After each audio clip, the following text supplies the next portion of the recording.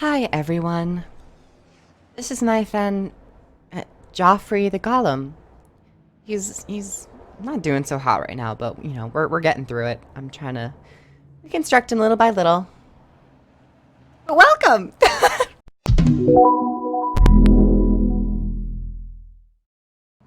Hello everyone and welcome to an engineer build where I'm going to be focusing on throwing grenades, more grenades, and some grenades. But I don't often play engineer. However, I've been having some fun, and I think that's the most important thing. Playing this grenade build in PvP. I'm like low gold, and I've still been able to win a couple games, like losing a couple. It all varies, but if you're looking for maybe something else to just play for a little bit or test out, maybe if you can refine it, then I guess this is the build for you. So let's get into the actual meat of the build. Just gonna go over the PvP equipment. So we're gonna do that later. The Marauder Amulet for Vitality. I want it to be damage focused. So I almost went Berserker. However, I wanted to have a little bit of vitality just so I didn't like die instantly. For the rune, I'm taking, excuse me, the rune of the Engineer, not just because it's on brand with the class, but because of the toughness, condition damage, and also the 7% increase in damage whenever you're using a kit, conjure weapon, or a banner of some sorts. It's actually interesting that it says banner. I don't think you can use banner skills anymore. Huh. I wonder if they never fix that, or I'm just missing something. I'm taking rifle because it's pretty much all I'm really taking. Sigil of Doom, and I'm also taking Sigil of Exposure. So those are my PvP equipments. I honestly don't use rifle too much, so it's not something I'm necessarily focused on. But for my specializations, I'm taking explosives, firearms, and tools. I'm taking, of course, Grenadier. I think that's how you pronounce it, yes. Grenadier, because we're using the grenade kit, blast shield for the barrier and extra vitality, and then big boomer, a little bit for healing and also damage increase. All in all, these traits are, pretty good for almost anything. Next, I'm taking firearms for Sanguine Array, Might when you inflict bleeding, No Scope, chance for you to grant Fury to yourself, and your Fury also will grant Ferocity. Incendiary Power, your crits deal burning, and your burning lasts longer.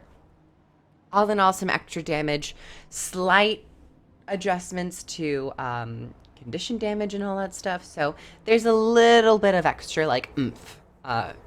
The condition damage is mostly just for like covering your abilities. I just realized I couldn't really see my character. Next, I'm taking for tools.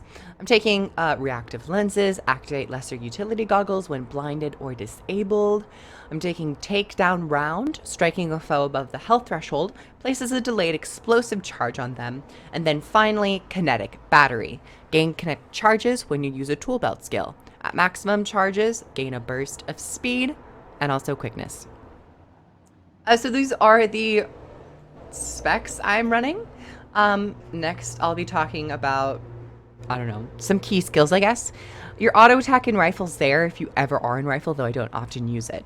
The main abilities I use while in rifle are net shot and jump shot in order to escape. Net shot to lock someone down, perhaps, and then jump shot if I'm trying to get to a point or trying to flee, because I don't want to die. Next, I'm actually going to be going on to the utility skills because the grenade kit is basically my primary weapon. Grenade, vulnerability, and grenades. Shrapnel grenade is nice for bleeding, and all these skills also apply vulnerability. Extra bleeding, nice cover damage. Flash grenade, prominently for the blind. This is a really great skill. And freeze grenade is very strong as well. I'd say freeze grenade and flash grenade are probably the two strongest grenades, just for their debilitating effects on players. And then finally, I'm taking poison grenade because Well, I'm not taking it, but poison grenade's really great because 3 poison, hello, reduced healing on enemies. It's great. It is a bit of a longer cooldown, but I guess it's warranted. So that's the grenade kit. Actually, I'll keep it on because it's like it's what I mostly take. For my healing skill, I'm taking Elixir H, healing while also some protection, regen, and swiftness. Nice boons. I'm taking Flame Turret for the blind as well. I actually really enjoy the Flame Turret, mostly for the blind. And the burning is a slight cover condition, but Incendiary Power enhances it because your burning will last a bit longer. So that's why I'm taking Flame Turret. But it's mostly for the blind because it's really, really good. Blinding in PvP is good across the board. And then finally, for my utility, before I get into the elite, I'm taking Elixir U. It's my stun break. It grants quickness, stability. The stability only lasts for 1 second, so use it wisely. And vigor. So it's there. And then Elixir X. I don't have a consistent track record with Elixir X. Sometimes I use it, sometimes I do not. But I tend to prefer it for the tornado, like on a point, just to like blow everybody back. Toolbelt skills are worth noting. Toss Elixir H, just grant them a bunch of boons. Grenade Barrage actually does quite a bit of damage. And it applies vulnerability, and you'll get vigor from it, from a trait. Next, throw Napalm. This one is very strong. So always be ready to throw it on the center of a point to deter enemies from staying on it, or preventing any enemies from coming on it, like when they're not already on it. And then finally, Toss Elixir U is nice to rush you up, get some speed, go somewhere, so on and so forth, and also your teammates. And then Toss Elixir X. This is mostly why I'm taking Elixir X for the elite, is because of the polymorph. You transform your enemies into MOAs. You can affect 3 targets. So it does have a long cooldown of 102 seconds, but it's really strong. So I'm taking Tox Elixir U. And I think that is all in all the abilities and the specializations and armor traits that I'm using. And I'll showcase some gameplay, and I'll talk about some of my thought processes and my reviews of this build that I'm running right now. So see you over on the gameplay section. All right, everyone, welcome to this gameplay portion. I'm just going to be picking out a couple fights. Here, I did get the jump on this Necromancer. This Necro didn't seem to have a lot of health necessarily. She was a well build. She does go into Death Shroud, but I figured out you can actually polymorph them out of Death Shroud, which is so satisfying. I did not know that, but it makes sense, and it reduces them back to their normal health, so you're able to get the kill off of them. Here, this is Forest of Nithahel, so I wanted to show just how easily you can kind of kill the beasts if you are on this map. I wasn't super threatened by them. Typically I am. But with this build not having toughness per se, you do get a couple good hits off of yourself.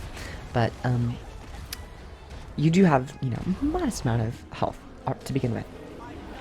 So here we kind of get jumped by 2 of them. I tried to retreat, but at this point I wasn't used to swapping out to my rifle. So sadly, I do go down here. I do try to get a jump shot off just at the last minute, but I wasn't able to.